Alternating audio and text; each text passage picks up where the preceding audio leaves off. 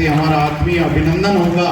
हम उनके प्रति अपने भावों से, अपने विचारों से, समर्पण से उनके अनुभव का कहीं ना कहीं लाभ ले सकते हैं। जोरदार तालियों के साथ बातें बुजुर्गों की पुस्तक। हम सभी जानते हैं कि वरदान, खुशी, आशीर्वाद तीनों एक साथ मिल सकता है जब कोई बुजुर्ग निशब्द तुम्हारे झुके हुए सिर पर अपनी कांपती हुई उंगलियां फेर दे। यह उन महानुभावों का जिनका अनुभवों का उल्लेख किया गया है उसमें से कुछ हमारे साथ प्रत्यक्षदर्शी के रूप में हैं, उनका भी हार्दिक अभिनंदन। मातृशक्ति जो इस अवसर पर उपस्थित हैं और एक तरह से प्रत्यक्षदर्शी बन रहे हैं, सभी का स्वागत और अभिनंदन। प्रतिदिन इस तरह के नए नए नवाचार हमारे सामने आते जा रहे हैं कि हम अपनी संस्कृति और विचारधारा और परंपराओं को कहीं भूलते से जा रहे हैं। और ऐसी स्थिति में आपने हमारे अनुभव का जो सम्मान किया है, जो हमारे बुजुर्गों का सम्मान किया है, उनका आदर किया है, उनकी बातों को आगे तक पहुंचाने का या संजोने का जो साकार रूप आपने दिखाया है, निश्चित रूप से समाज और ये जो भी हमारी वर्तमान संस्कृति है आपकी आभारी रहेगी। कि परिस्थितियाँ ऐसी होती हैं, हम गुजर जाते हैं, समय चला जाता है, लेकिन यादें फिर रह जाती हैं और विचार अमृत होते हैं, वो कभी विलुप्त नहीं होते हैं। तो जिन अनुभवों से आपने सीखा है, जिन अनुभवों से आपने ये बातें ग्रहण की हैं, सोचे कि हमारे बुजुर्गों में कितनी समझ थी, उनकी सोच का दायरा कितना उदार और विस्तृत था, समाज के हर पहलू को समझने में उनकी कितनी पकड़ थी, और उन बातों का आपने संजोया है। ये जो समाज की मोती हैं, ये निश्चित रूप से आने वाले समय में जो हमें अंधेरा होगा उसको उजाले में परिवर्तित करने में सहयोग देंगे और समाज के एक आईने के रूप में प्रदर्शित करते रहें। तो निश्चित बातों को हमारे बच्चे संस्कृति के रूप में ग्रहण करते जा रहे हैं, तो कल को वो क्या समझेंगे, यानी किन की बातों को मानेंगे, किसको अपना मॉडल समझेंगे, किसको अपना आदर्श समझेंगे।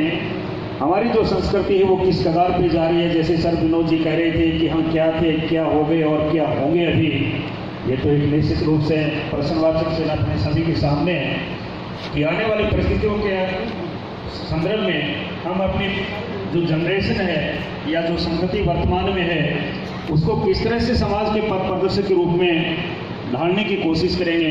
क्योंकि संस्कार आप देखते हैं कि जो ही हम आज के प्रतिदिन के अखबारों को सुबह आप देखेंगे तो ऐसे समाचार आते हैं जिनको समाज से कोई सरोकार नहीं होता है, बल्कि उसकी एक तरह से विकृतियों को दर्शाने वाले होते हैं। हमें रचनात्मकता और सकारात्मक वाले भाव ज़्यादा चाहिए जो समाज में एक सोच बदले, एक अच्छा भाव पैदा करें। लेकिन ये जो नेगेटिविटी वाले भाव आते हैं या ऐसी गतिविधियाँ होती हैं या ऐसे कार्य होते हैं, ये समाज को अच्छा प्रभावित नहीं करते हैं। इससे एक हताशा, निराशा और असुरक्षा का जो भाव पैदा हो रहा है, निश्चित रूप से आपकी पुस्तक उसमें बहुत ही सार्थक होगी। हम उसका अध्ययन करें और अच्छी जो बातें होती हैं हम अपने आने वाली संस्कृति के लिए उनको संजो कर रखें, उनके मार्गदर्शन के रूप में उन्हें बताएं कि किस तरह के विचार हमारी संस्कृति में रहे हैं, कैसी परंपरा हमारी रही है, ताकि आने वाले समय में हम उनके रूप में एक उदाहरण पेश कर सकें। तो आपको इस पुस्तक के लिए आपने जो प्रयास किया है, जो मेहनत की है, हमारी दुआएं हैं कि वो सफल हो और समाज के एक प्रतिबिंब के रूप में आपकी ये पुस्तक चर्चित हो, अच्छी ख्याति प्राप्त करें। हमारी सभी की हार्दिक शुभकामनाएं और मंगल कामनाएं आपके साथ रहेंगे। सभी का हार्दिक आभार और धन्यवाद।